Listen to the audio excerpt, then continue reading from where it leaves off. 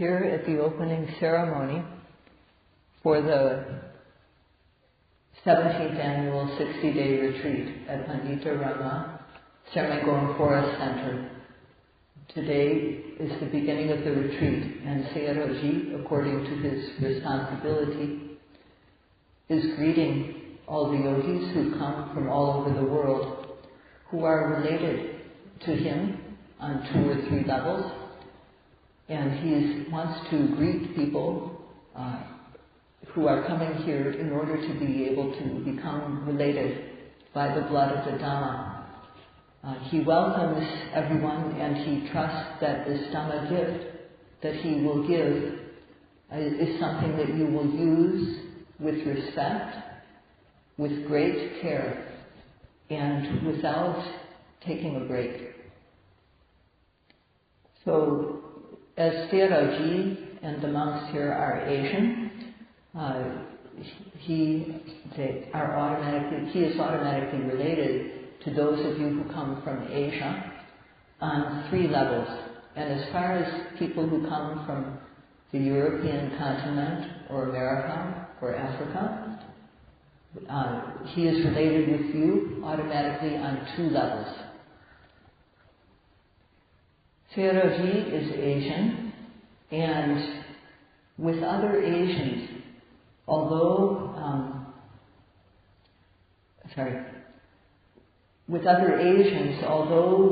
we have, our land is different, the water or land may come between us, the language, the culture may be different.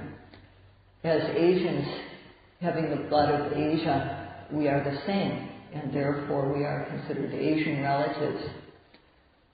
As human beings together on the world, we are the same, therefore we are considered world relatives. We are related by the blood of the world. And according to the Buddha, all of us have lived many, many lifetimes together before in this universe. And we've been related in many ways, as mother and child, as husband, wife, as son and daughter, brother and sisters, and so on. So according to the Buddha, there is no one with whom we have not been related to before. And the monks have faith in this. Believing this, we consider that we are related, samsaric relatives, related in samsara. And this explanation shows how Asians, together with Sayagyi, are related, the different ways in which the Asian people here are related. So for people who are from the U.S., from Europe, from Africa, Sayagyi is not related to you as a fellow Asian. We don't have this level of relationship.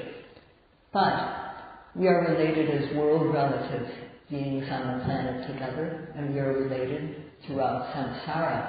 And Sayagyi believes and accepts this. So when Sayagyi has the chance to greet people, all of you who are related to him automatically on 3 or at least 2 levels, all of you from Asia, Europe, America, Africa, when Sayagyi has this chance to give the good gift of the Dhamma, and when you are here ready to receive it, this makes Sayagyi very happy right at the beginning. And when he gives this gift of Dhamma, it's not as though he's giving it to you from on high like a teacher who's very high above you. He's giving it to you as a relative, as one relative to another. In the phrase Dhamma relatives, Sayagyi would like to say a little bit about the meaning of the word Dhamma. Dhamma is a word used by the Buddha, and it has a hidden meaning. And this meaning is that it is something which carries, which elevates, which bears the person who practices according to the instructions of the Dhamma. A method which has this quality, the capability of being able to elevate those who practice the method, is called Dhamma in Pali. This Dhamma, this type of thing, is not a material thing which Sayagyi or anyone can just give to you. What he can give you is the method that the Buddha taught. And with this method, you can follow it and you can attain the Dhamma. So he can't just give you the Dhamma as a thing outright. But with this method, if you take it, if you accept it, cherish it, and put it to use with great care, then Sayagyi will be very happy. So this gift is not a gift that you should put away into a glass case. It is something that you should use as soon as you get it. And if you use it precisely, then it is guaranteed, Sayagyi guarantees, that your life will become better and better, stage by stage. No one likes their situation to decline. Everyone likes their life to become better and better, and they want it to be as high level as possible. So this is not something that we can get for free. We have to practice. So once we have the method, then we must apply it practically. The Buddha pointed out the method to use, and Sayagyi said, although all he can do is point out the method, he also, of course, he and the people here have to take care to provide the things that you need, the support. That much we can do. And when Sayagyi sees that people who know the virtues of the Dhamma, know its virtues, cherish it, and through careful, respectful practice, find this Dhamma for themselves, then Sayagyi will be very happy to see this. And you and he will get the benefit. He will feel that it's been worthwhile to give this gift when he sees that people put it into practice and then gain the Dhamma. And also you will have gotten the benefit of applying the practice. In previous years, there were some foreign yogis who practiced with respect, great care, and without a break, continuously. And at the end of their retreat, they came to see Sayagyi. He asked them, how do you feel now that you've practiced here? How has your mind changed? And they answered in a very simple way. They said, only now are we able to eat and drink. Only now are we able to live. This means that only now can they live like real human beings, with a humane attitude and with special human knowledge. They said, now we have a home, a place to live. This method of satipatthana that we practice is the best gift. To dispel the kilesas, the defilements, is the best thing. And they also say, these days, the best export that this country has is the practice of satipatthana. There are various methods when we want to travel from one place to another. There are various ways to do this. And of course there's differences in driving. Some countries drive left, some countries drive right. But whenever we want to go somewhere, we use a vehicle most of the time, and we often use a car.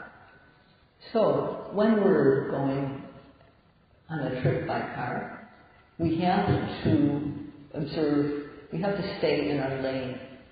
We have to observe, we have to see, okay, what are the indications on the road? What type of lines are defining the lane?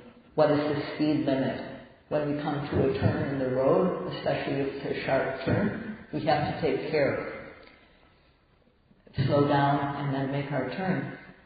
And when we come to a traffic light, if the traffic sign is red, we need to come to a stop if the light is red. If the traffic light is yellow, we can proceed with caution. Be ready to stop. And when the light is green, we can go ahead. So if we drive in this way when we're going on a trip, if we respect the rules of the road, we won't cause any accidents. No one will come to harm because of us. Sometimes there are drivers who do not follow the rules, and sometimes we might get hit by someone who's not keeping the rules. But at least we didn't cause the accident ourselves. The Buddha's method is like this. He established guidelines for what we need to avoid.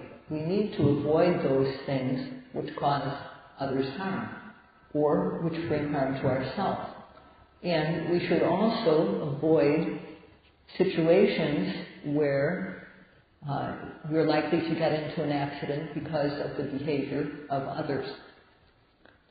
So the Buddha said, if you follow this method, if you follow the guidelines given by the practice, at the end of the road, there's a destination. This road leads to a destination, and this is the place that we want to go. If we practice respectfully, carefully, and if we keep on going, just keep our car going. If we're walking, keep on going one step after another, then we will reach that destination, and we will gain that which we want to gain. So we should have this attitude towards our practice here, that we're just going to keep on going straight ahead according to the practice, and we're going to observe, apply the practice carefully, and also keep on going without stopping. And this is the job that we have when we take up this practice. So if we don't neglect to practice respectfully, to practice carefully, and to keep on going in this journey, we will reach the destination. And we will become related as Dhamma relatives. Sayagyi wants to become related to all of us by the blood of the Dhamma, and this is why he is explaining about the Dhamma. It's not because he wants to be a teacher per se. He wants to explain the method of the Buddha the way it was taught by the late most venerable Mahasi Sayadaw. And Sayadaw hopes that all the people who have come here will be able to accept this Dhamma gift, cherish it, and apply it with respect, meticulous care, and with keeping on going without taking breaks. So he hopes that you will be able to do this and realize your goal. May all of you be happy and peaceful.